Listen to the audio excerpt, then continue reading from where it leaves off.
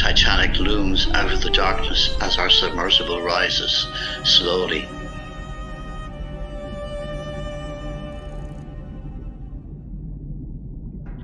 What looks like a large elephant trunk is in fact stalactite-like structures called rusticles. These are formed when iron-eating bacteria attacks the steel and sunken ships.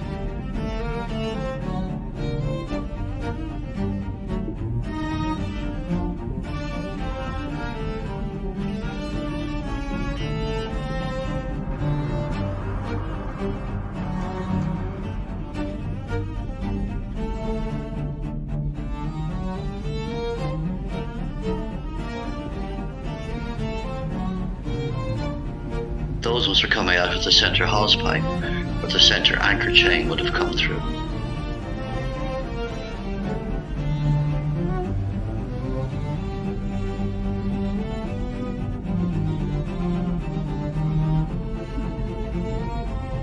We're now approaching the forward railings of the very prow of the Titanic, and we can see more rusticles draped over those railings and a small little bamboo coral pointing forward.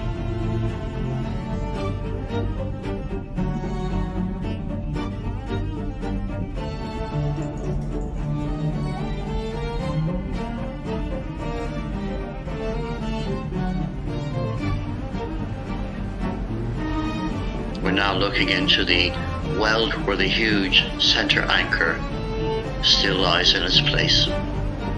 Just above it you can see the crane that would have lifted that out. Age is taking its toll on the shipwreck and the railings are starting to collapse outwards. Coming into view as we travel along the port or left side, we can see one of the anchor chains.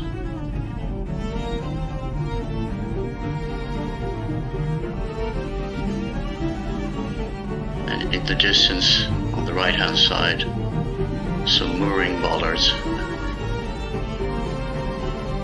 and a very large bronze capstan comes into view. Still glistening and shining after 111 years on the seabed. The anchor chains are now moving there towards the windlasses where they would have pulled them back down into the chain locker at the bottom of the ship.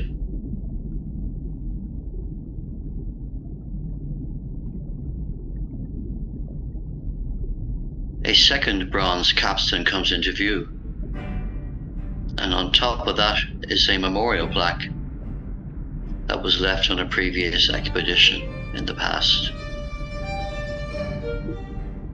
Over on the left hand side we can see the entrance into hold number 1. This whole deck area is known as the forecastle deck.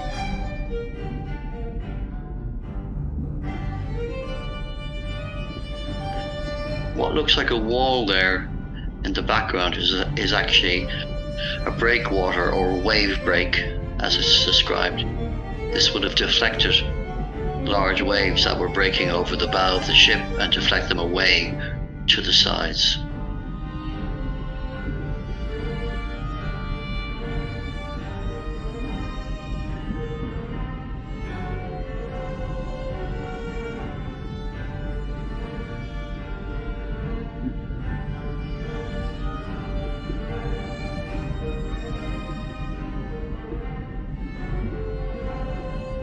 Now we have a closer view of that memorial plaque on the capstan. We're now making our way, passing number 1 hold, and just behind number 1 hold are the steam winches that would have been used to lift items and objects out of the holds. And there's a much better view of the wave break.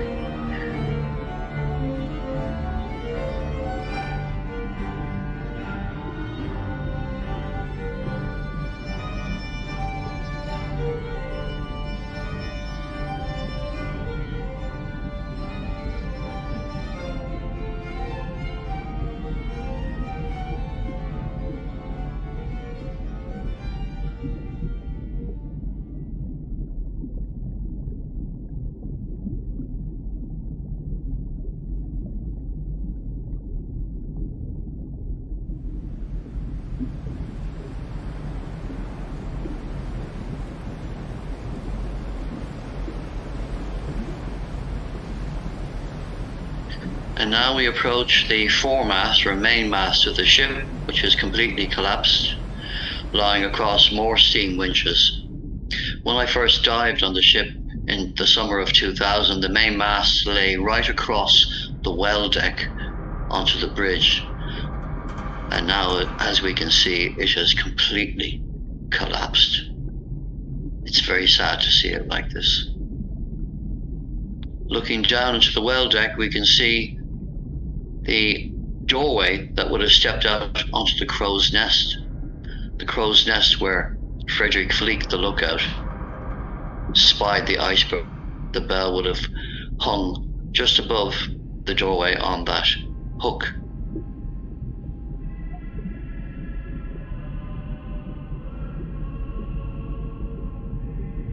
We're now traveling across the well deck. One of the electric cranes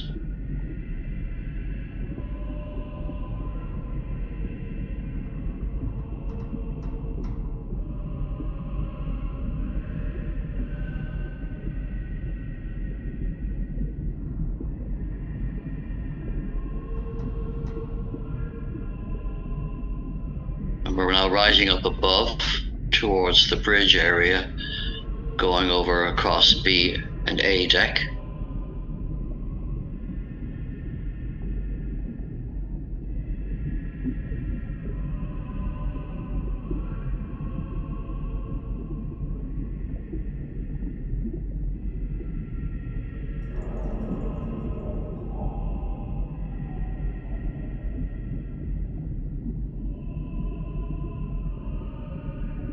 The whole area of the bridge on the Titanic was made out of timber, and it got destroyed in the sinking. And all that is left in that whole area is the bronze telemotor. The telemotor was a pump that the main wheel was attached to. And when the wheel was turned, it helped the rudder change direction. This whole area is completely collapsed and destroyed. The memorial plaques go back over 20 years or more. The three on the left-hand side are actually ones that I left in my dives in 2000 and 2005. And they are from Ireland, they are from Belfast, and they are from Cove, Titanic's last port of call.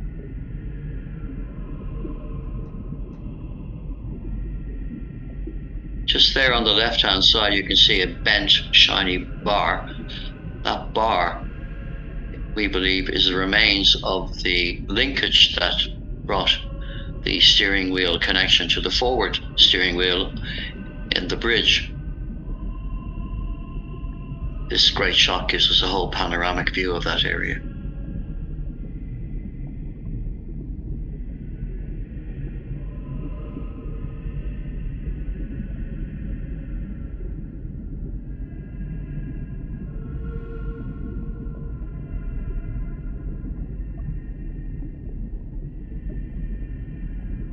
Now the wall behind the telemotor here is in fact, and what looks like three windows are actually dummy windows that were placed into the navigation and chart room and the pilot's room. They actually let light in from the trunking area that left air ventilate down.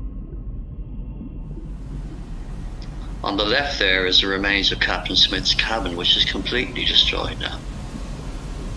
It was quite intact when the wreck was first discovered in 1985. But nature is taking its toll.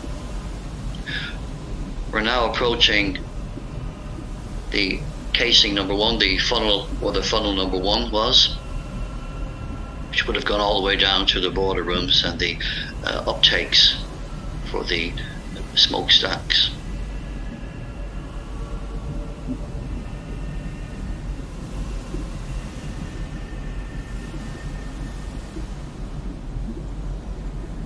A water tank behind that looms into view, and again the remains of more ventilation trunks, or fan trunks as they were called.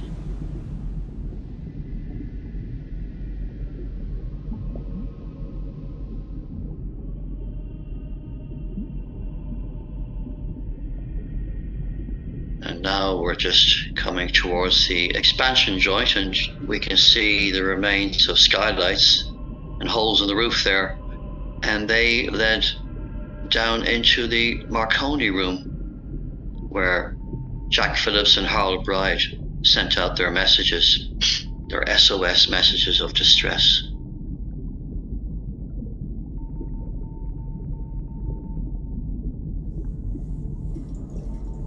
And we're now approaching the void or open space of the remains of the grand staircase.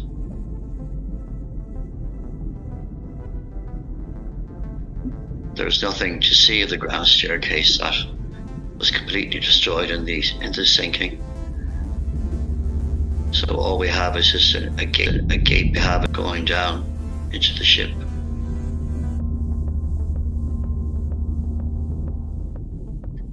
We'll be coming back to that in a few minutes just to have a better look.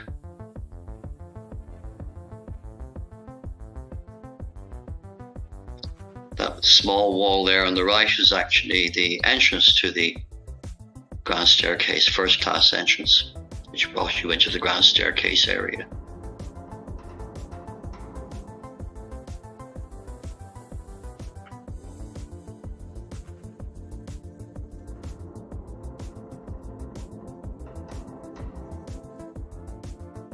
This area we're approaching now is the reading and writing room area and the first class lounge. And it's also the area where the ship broke in two, so a lot of this is quite destroyed and a bit difficult to make out. But just to the left-hand side there is the void where the second funnel was.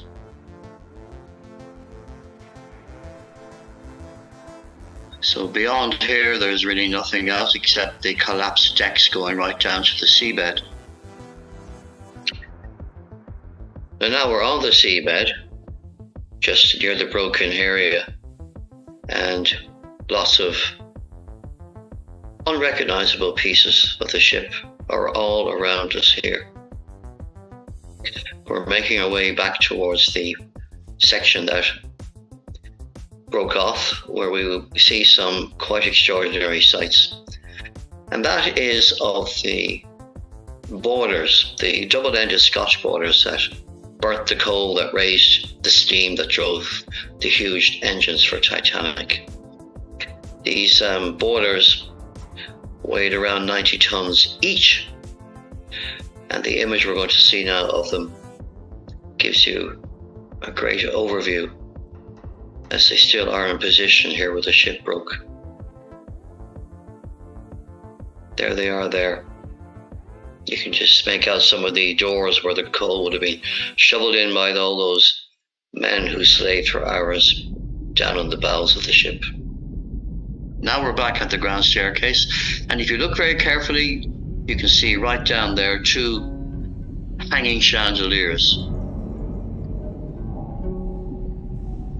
Again, rising up here, we can see the remains of more ventilation chunks.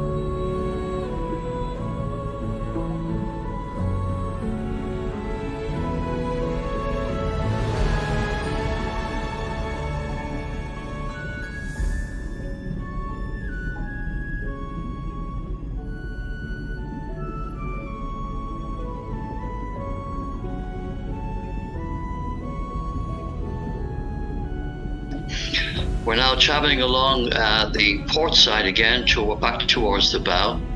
The boat deck just there on the right-hand side, and one of the two remaining lifeboat davits hanging out.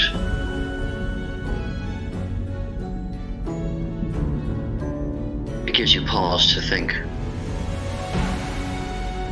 about the people who got into those lifeboats.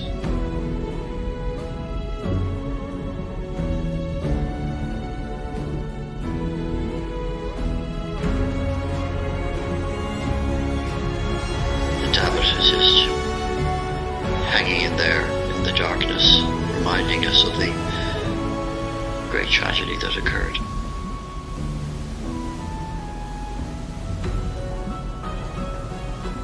Now we are approaching on the starboard or the right-hand side of the ship,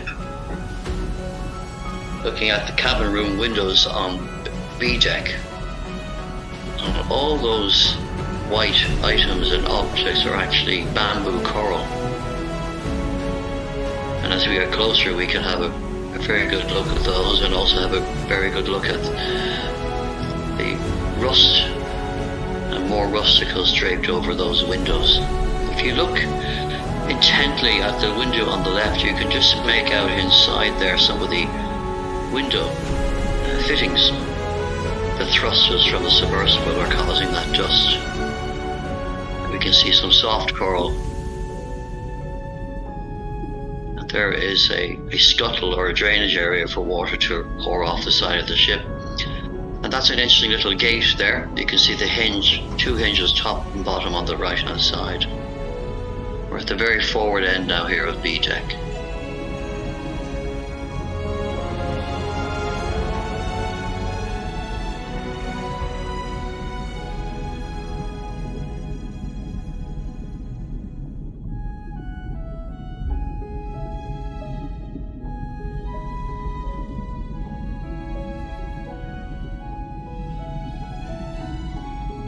And we're now just coming into view will be the well deck,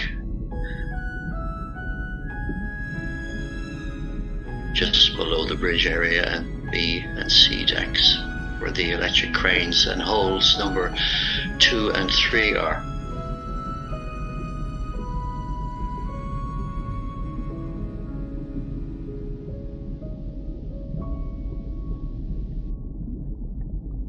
As our camera pans over that little curved area, we can get a good look at some of the estimated 3 million rivets that held all the ship together.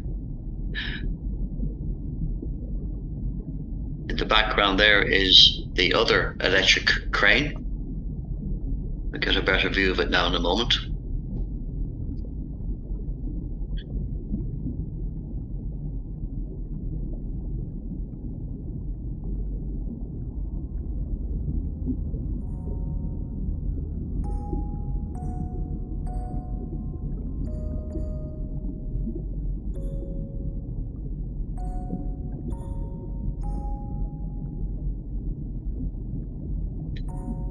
And now we're panning away back towards starboard side of the forecastle deck, and we can see the anchor chains again, some triple fair leads in the distance, the anchor crane again in front of us, and a little hatch there. Just see it there, the lid is gone from it. That goes all the way down about 3 or 4 or 5 decks. And that wire draped over the anchor chain there is probably one of the ones that held the crane in position. And we make our way away into the darkness as we think about where we've just been.